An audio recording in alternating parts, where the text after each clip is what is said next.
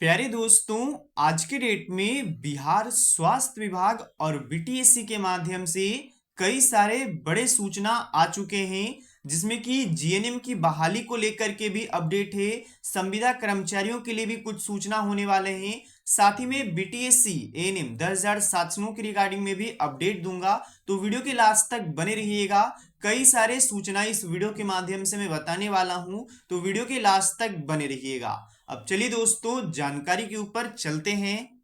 तो सबसे पहले तो अपडेट कर देना चाहता हूं बीटीएससी एएनएम 10,000 शासनों के लेटेस्ट अपडेट के रिगार्डिंग में। जैसा कि आपको पता होगा, यहां पर कल के डेट में सुनवाई इसका था। अब बहुत सारे स्टूडेंट्स पूछ रहे हैं कि सर क्या हुआ, क्या सुनवाई हुआ, क्या नहीं हुआ, क्या हुआ। तो सबसे पहले यहां पर आप देख सकते हो, सुप्रीम कोर्ट का ऑफिशियली वेबसाइट है, यहां पर भी अपडेट आ चुका है। तो यहाँ पर नीचे आइएगा तो देखने को मिलेगा कि 19 तारीख को 19 यहाँ पर मार्च को यहाँ पर सुनवाई था, लेकिन यहाँ पर सुनवाई नहीं हो सका है दोस्तों। अब नेक्स्ट डेट जो कि रखा गया है 26/3/2025। अब क्या कारण था, क्या नहीं कारण है, वो तो अगर आप दोनों पक्षों का बात देखिएगा तो दोनों का अलग रहेगा। लेकिन बेसिकली मैं आपको बता देना चाहता हूं, ना ही इसमें बहस हुआ, ना ही कुछ हुआ। जो जज साहब थे उन्होंने ही इसे एक्सटेंड कर दिया है डायरेक्टली, बिना सुने कुछ भी। तो यहाँ पर 26 तारीख को कोई अपडेट आने का उम्मीद जरूर है दोस्तों। बाकी लगातार इस केस में डेट बाय डेट मिल रहा है, डेट पे डेट मिल रहा है। बहुत ही खराब स्थिति में आ चुका है। जो बहाली वर्ष 2022 में ही कंप्लीट हो जानी चाहिए, वो वर्ष 2025 में भी कंप्लीट नहीं हो पाती है। बहुत ही खराब अभी के काम के हिसाब से हो रहा है, स्थिति बहुत खराब है दोस्तों। साथ ही में यहाँ पर आप देख सकते हो, जो संविदा कर्मचारी के सुरजीत जी हैं, उनके द्वारा क्या कहा गया है वो यहाँ पर बताया गया है कि 33 नंबर तक केस की सुनवाई हुई। उसके बाद का जो भी था उसे बोल दिया गया कि अगले बुधवार को सुनवाई होगी। अब देखिए बुधवार को क्या होता है, जैसे ही कोई अपडेट आएगा तो मैं आपको बता दूंगा। इसके बाद दोस्तों अपडेट देना चाहता हूं, जीएनएम की परमानेंट वैकेंसी को लेकर के एक बड़ा अपडेट आ रहा है। सबसे पहले तो यहां पर आप लोग अपडेट पढ़ सकते हो, स्टाफ नर्स बहाली को लेकर के मुख्यमंत्री और स्वास्थ्य मंत्री को भेजा गया है आवेदन। तो यहाँ पर तो एक तरीके से जो जीएनएम के स्टूडेंट्स हैं वो लोग अपना प्रयासरत हैं कि जल्द से जल्द वैकेंसी आ जाए, क्योंकि अगर चुनाव से पहले वैकेंसी आ जाती है तो ये समझ लीजिए कि चुनाव से पहले आप लोग को यहाँ पर नियुक्ति भी देने का पूरा से पूरा प्रयास किया जाएगा। तो यहाँ पर अगर वैकेंसी आ जाती है तो आप लोगों के लिए बहुत ही अच्छी होने वाला है। तो यहाँ पर आप पढ़ सकते हो। सबसे पहले तो यहाँ पर पूरा लेटर दिया गया है स्वास्थ्य मंत्री और जो नीतीश कुमार मुख्यमंत्री हमारे हैं बिहार के, उनको यहाँ पर जो नर्सिंग स्टाफ यानी कि जीएनएम के एक तरीके से जो भी छात्र हैं वो यहाँ पर उन्होंने दिए हैं। अब जैसा कि मैं आप लोगों को जीएनएम की बहाली को लेकर के अपडेट दे ही रहा था, तो यहाँ पर देखिए एक और अपडेट है। अभी के समय में आपको पता होगा विधान परिषद में अभी सत्र चलते हैं जहां पर कि सवाल जवाब होता है।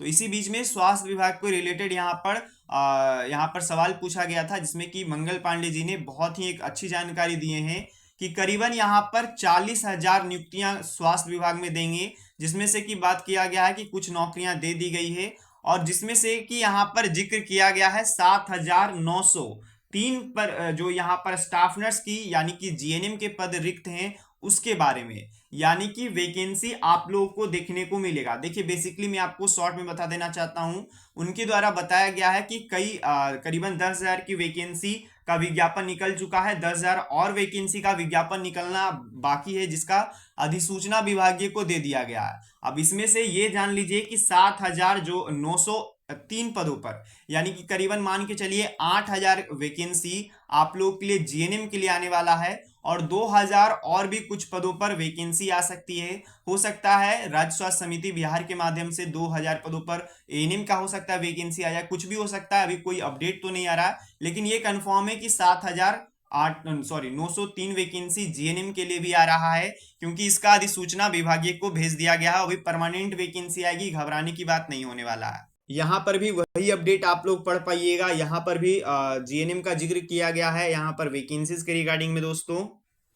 इसके बाद दोस्तों मैं आप सभी को एक वीडियो क्लिप दिखाना चाहता हूं, जो कि बिहार के स्वास्थ्य विभाग के अपर मुख्य सचिव प्रत्यत अमृत जी हैं, उनके माध्यम से क्या अपडेट आया है वैकेंसीज के रिगार्डिंग में, वो आप ये वीडियो क्लिप के माध्यम से समझ लीजिए। स्वास्थ्य केंद्र की बात करें, नियुक्तियों की बात करें, माननीय मंत्री महोदय स्वयं मॉनिटर कर रहे हैं, नियुक्तियों को लेकर वो चिंतित हैं, लेकिन हम उन्हें आश्वस्त करते हैं कि आप इसका परिणाम, सकारात्मक परिणाम मार्च अप्रैल तक आप देखेंगे।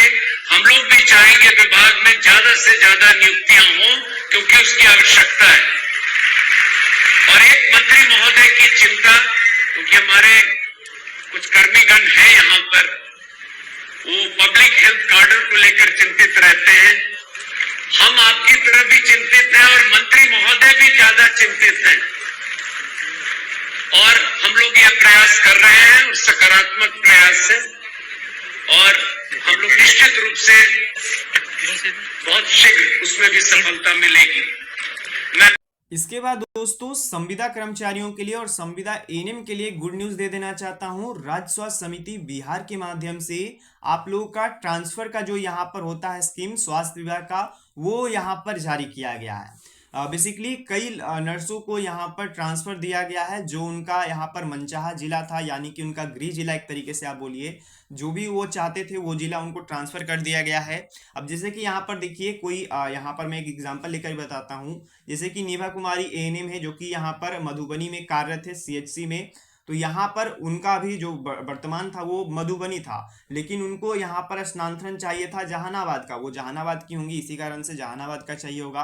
तो उनको अब नव यहाँ पर पदस्थापित, यानी कि अब नया जो यहाँ पर उनको जिला अलॉट कर दिया गया है वो जहानाबाद। इसी प्रकार से सभी को जो जो जिला चाहिए था वो यहाँ पर मिल गया है। अब हो सकता है कि सभी को नहीं मिला होगा, कुछ ऐसे स्टूडेंट्स भी होंगे जिनको नहीं मिला होगा। उसका कारण बेसिकली ये होगा कि जिला में, जो भी जिला में वो चाहते होंगे वो जिला में सीट खाली ना होगा, तो उसी कारण से ऐसा हो सकता है। बाकी यहाँ पर सभी लोगों का जो यहाँ पर मनचाहा जिला था, एक तरीके से उनका गृह जिला, वो उनको अलॉट हो चुका है। तो ये भी गुड न्यूज आप सभी के लिए होने वाला है। करीबन 30 से ऊपर संख्या में, करीबन यहाँ पर 31 की संख्या में इन सभी को किया गया है अलॉटमेंट। और अंत में अपडेट कर देना चाहता हूं, संविदा कर्मचारियों को स्थायीकरण को लेकर के एक बड़ा अपडेट आया है। यहाँ पर विजय कुमार चौधरी जी के माध्यम से एक बड़ा अपडेट आया है, जो कि विधान परिषद में उठे सवाल पर जवाब दिए हैं कि यहाँ पर संविदा को अस्थायी करने का कोई योजना नहीं है। देखिए बहुत ही एक तरीके से अच्छी खबर तो नहीं है, लेकिन अपडेट जो आ रही है वो मैं आपको बता रहा हूँ। बाकी लगभग जो जानकारी पहले आता था कि स्वास्थ्य विभाग में इन कर्मचारियों को परमानेंट कर दिया जाएगा संविदा पर, लेकिन कुछ विभाग ऐसे भी हैं जहाँ की यहाँ पर बात किया गया है कि स्थायीकरण का कोई जिम्मेदारी नहीं है और संविदा कर्मचारी को स्थायी करने का कोई योजना नहीं है। बेसिकली इसमें बात किया गया है कि जहाँ भी न्यूनतम वेतन से कम अगर वेतन मिल रहा है तो आप हमें यहाँ पर जो भी हो सकता है, मतलब ध्यान देने के लिए लेटर लिखिए, या फिर जो भी हो सकता है वो हमारे तक सूचना पहुंचाइए, तो उस पर कार्रवाई जरूर करेंगे कि हम आपको न्यूनतम वेतन से ज़्यादा करवाएंगे। लेकिन अस्थायीकरण को लेकर के कोई योजना नहीं है। बैड न्यूज़ है दोस्तों आप लोगों के लिए। बाकी धन्यवाद, जो भी इस वीडियो को वॉच कर रहे हो आप इस चैनल को सब्सक्राइब कर दीजिएगा। बाकी धन्यवाद वीडियो के लास्ट तक बने रहने के लिए।